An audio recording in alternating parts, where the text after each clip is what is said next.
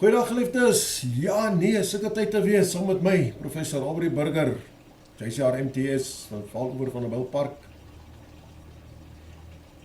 Ek wil hierdie gebed met u deel. En ja, maak om jou eie asseblief.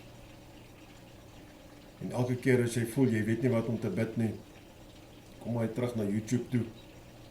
Want ek weet, jy het mos nou al seker al in hierdie tyd daai knoppie gedruk wat sê join of so iets en follow en daar's 'n ander ene wat hulle noem, daar's 'n klokkie of 'n ding wat jou ting om te sê dat dit net bykom op die short of so of op ons kanaal. Maar ja, as jy net per toeval op hom afgekom het, sluit maar gerus aan. Ek glo nie jy sal spyt wees nie, want die Here het jou hiernatoe gebring. Almagtige God, Hemelse Vader,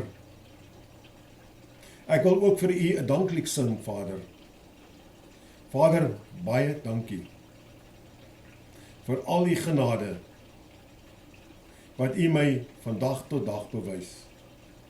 Vader, dankie dat u elke keer luister as ek na u toe kom.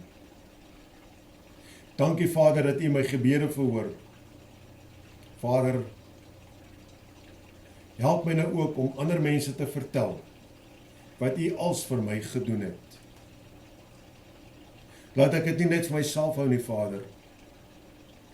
Laat ek die vrymoedigheid het, laat ek uit my dop uit kan kom, om het daar uit te skreef van die hoogste balkonne af, die hoogste bergtoppe, Vader.